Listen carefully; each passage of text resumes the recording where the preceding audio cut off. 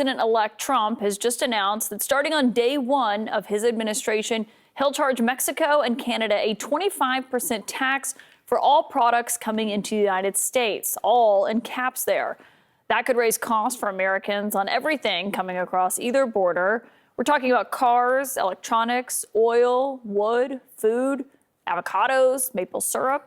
Trump says it's to force the U.S.'s closest neighbors to take action on illegal immigration and crime and drugs.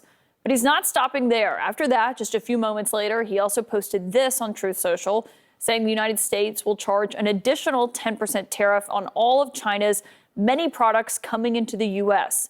Of course, those many products include everything: smartphones, computers, washing machines, toys, video game consoles.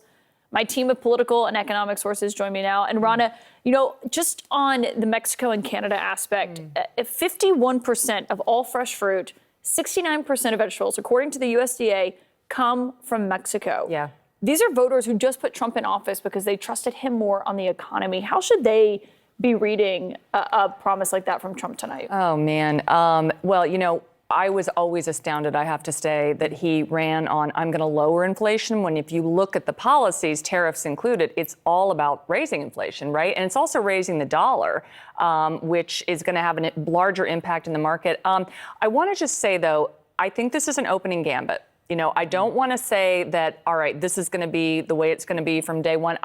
Trump says a lot of things. You think he's bluffing? I think that what's happening fundamentally now that's different under this president is that the U.S. market will be used as a chit on a gambling table that is the global economy. I mean, that is the way you have to look at it. We are not in trade as usual. We are not in the economy that we've known, frankly, for the last 40 years or so. It's going to be totally different. I mean, Alyssa, you worked for Trump as his communications director in the White House. I mean, there are moments where Trump says he's going to do something and backs down. He did it his last time in office. He definitely put tariffs on, but there were certain ones where advisors could talk him out of that. What does that look like in round two? Well, Donald Trump has basically two core policy beliefs. He believes the border should be secure, and he believes in tariffs, even when his economic advisors have at times recommended strongly against them in the previous administration. This is something he ran on and was vocal about, and I'm not surprised that this is one of the first things that he's announcing, despite warnings from fellow Republicans who have said this is actually just going to increase the cost of goods on everything. A lot of folks are calling it an Amazon tax. Anything that you're buying that is, coming from China, you're going to pay a lot more for.